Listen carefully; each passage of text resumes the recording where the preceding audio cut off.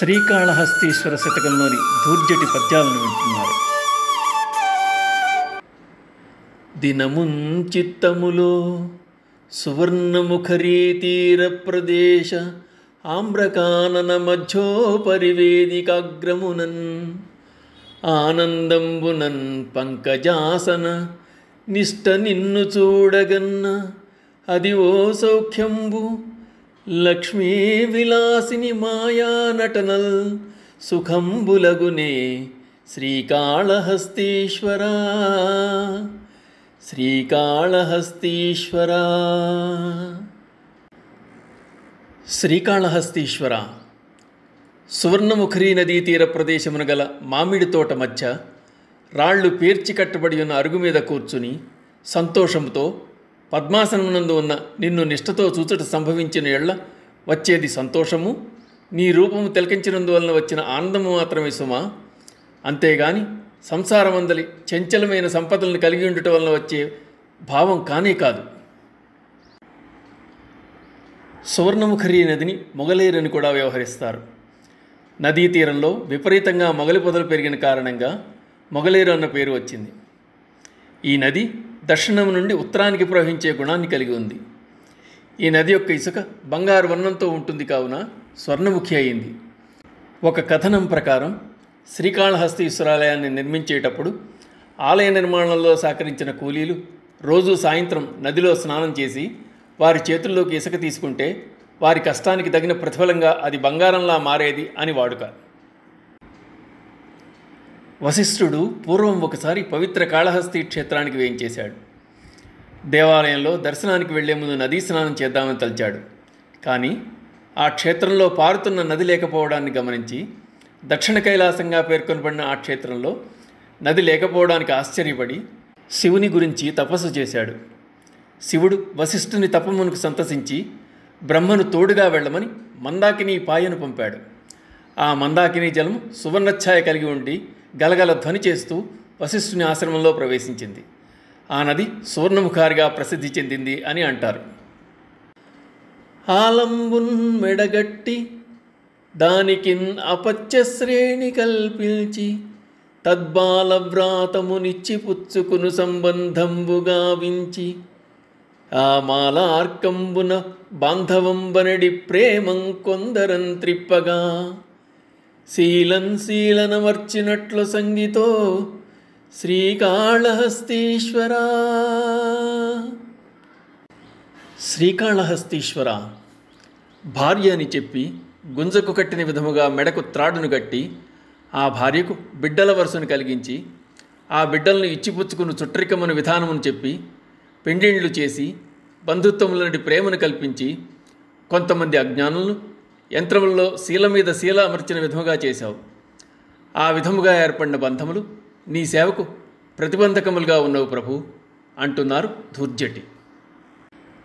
తనువే నిత్యముగాను నర్పు మది లేదా చచ్చి జన్మింపకుండా నుపాయంబు ఘటింపు మా గతులు రెంటన్ నేర్పు లేకున్న లేదని నాకిప్పుడే చెప్పు చేయగల కార్యంబున్న సంసేవ చేసి నినుంగాంచెద కాక కాలమునన్ ఓ శ్రీకాళహస్తీశ్వరా. శ్రీకాళహస్తీశ్వర ఈ శరీరమునే శాశ్వతమైన దానిగా చేయి, నిత్యమైన దానిగా నిలుపు, లేదా మృతి చెందిన తదుపరి తిరిగి జన్మింపకుండా ఉండే ముక్తి మార్గాన్ని ఇవ్వగలిగేలా ఆలోచించు. అలా చేయగల సామర్థ్యం లేనప్పుడు, అనగా ఈ రెండు పనులను నీవు చేయలేని పక్షంలో నాకిప్పుడే చెప్పు. ఈ జన్మయందే నిన్ను సేవించుకుని నీ సాయుధ్యాన్ని పొందుతాను.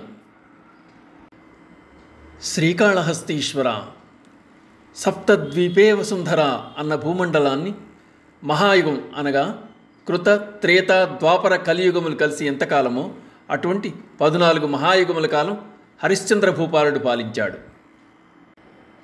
14 మహాయుగంబులక భూపాలుండు చెల్లించనయ్యుదయస్తాచలన సంధినాజ్ఞ ఒకడాయుష్మంతుడై వీరి అభ్యుదయం వెవ్వరు చెప్పగా వినరో అల్పుల్మత్తులై ఏల చచ్చెదరో రాజుల మంచు అక్కటకటా శ్రీకాళహస్తీశ్వరా.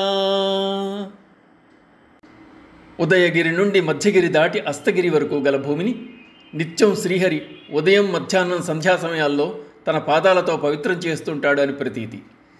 అటువంటి భూమండలాన్ని మరి ఒక చక్రవర్తి ఆయుష్మంతుడై ఏకఛత్రంగా ఏలాడు. తన శాసనాన్ని ఉదయగిరి, మధ్యగిరి, అస్తగిరిలందు స్థాపన చేశాడు. అంతటి అఖండ ఐశ్వర్యాలను అనుభవించిన రాజాధిరాజుల్లో ఏ ఒక్కరైనా ఒక్క తృణమైనా తమతో తీసుకుపోగలిగారా? లేదు. ఈ సంగతి తెలిసి ఉండి కూడా కొందరు అల్పులు తామే రాజులమన్న గర్వంతో అహంకారంతో విర్రవీగుతున్నారు.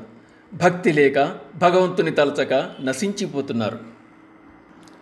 హా హతవిధి!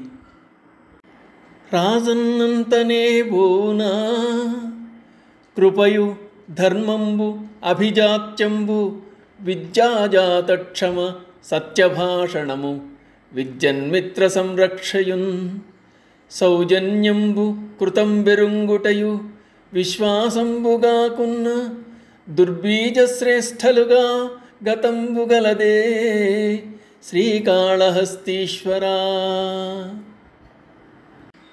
రాజు అవగానే, ప్రభు అన్న వ్యవహారము రాగానే దయ, న్యాయము, జన్మించిన కులం, చదువుల వలన కలిగిన క్షమ, సత్యభాషణం, విద్వత్తు, మిత్రుల సంరక్షణం, మంచితనం, ఇతరులు తనకు చేసిన ఉపకారమునకు కృతజ్ఞత కలిగి ఉండడం, నమ్మకం మొదలైన లక్షణములన్నీ పోవలసిందేనా?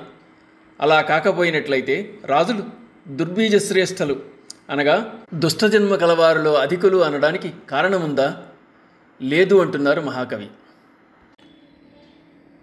ఓం నమః శివాయ.